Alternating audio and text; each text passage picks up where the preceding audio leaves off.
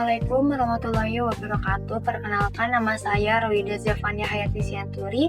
Saya dari kelas 12D. Di sini saya akan mengerjakan tugas video dari Bu Ida. Di sini saya akan membahas materi tentang sifat koligatif larutan. Jadi yang pertama di sini aku bakal ngejelasin tentang pengertian sifat koligatif. Sifat koligatif larutan adalah sifat fisik larutan yang dipengaruhi oleh banyaknya partikel zat terlarut, bukan jenis zat terlarutnya. Jadi di sini ada dua contoh. Yang pertama, gula dan garam jenisnya akan berbeda. Tapi kalau jumlah partikelnya sama, pengaruhnya bisa sama. Itu contoh yang kedua.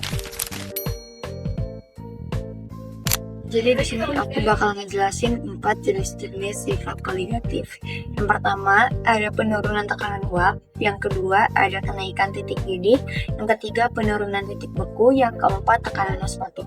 Jadi yang pertama di sini aku bakal ngejelasin penurunan tekanan uap. Jadi si larutan tersebut memiliki tekanan uap lebih rendah dibandingkan pelarut murni, atau yang kita tahu kayak zat terlarut menghalangi molekul pelarut untuk menguap. Kedua, kenaikan titik didih. Jadi larutan itu memiliki titik didih lebih tinggi daripada pelarut murni. Contohnya, air murni mendidih di 100 derajat Celcius. Air ditambah garam mendidih di atas 100 derajat Celcius.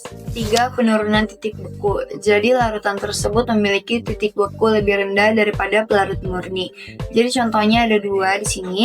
Yang pertama, air membeku di 0 derajat Celcius. Yang kedua, air ditambah garam membeku di bawah 0 derajat Celcius. Yang keempat itu ada tekanan osmotik. Apa sih tekanan osmotik itu?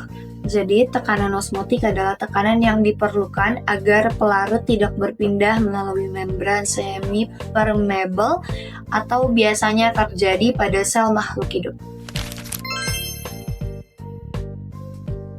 Di sini aku bakal ngejelasin 4 contoh penerapan dalam kehidupan sehari-hari. Nah, contoh yang pertama ini tuh aku nggak pernah langsung cobain atau praktekin karena di Indonesia nggak pernah yang namanya turun salju. Cuma aku pernah lihat contoh ini ada di Instagram. Jadi mereka tuh menaburkan garam di atas salju agar esnya itu cepat mencair. Jadi dapat kita simpulkan bahwa contoh ini itu penurunan titik beku. Yang kedua, ada air laut sulit membeku. Seperti yang kita tahu, kalau misalnya air laut itu mengandung banyak garam, sehingga titik bekunya lebih rendah dari air biasa. Yang ketiga, ada infus di rumah sakit.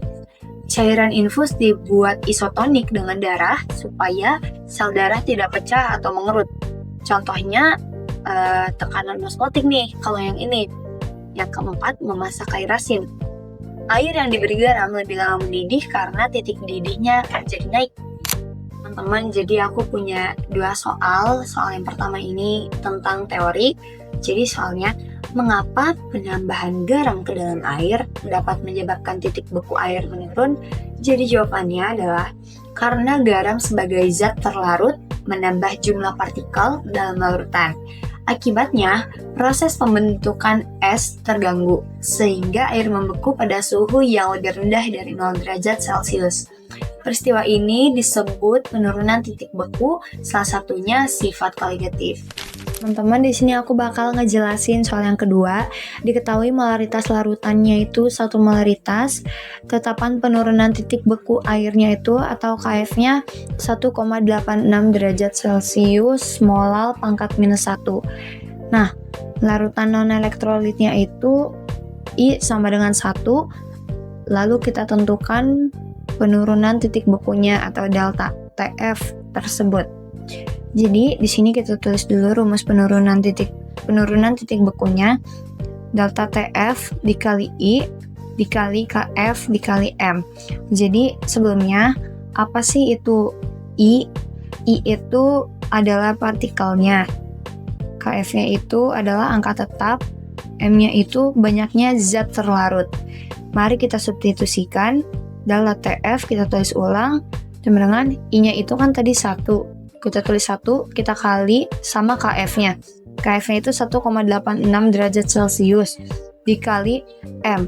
M-nya itu tadi kita tahu M-nya itu 1.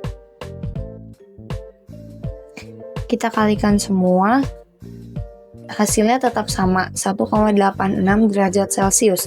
Jadi jawabannya, penurunan titik beku larutan adalah 1,86 derajat Celcius. Artinya, titik beku air menjadi min 1,86 derajat Celcius.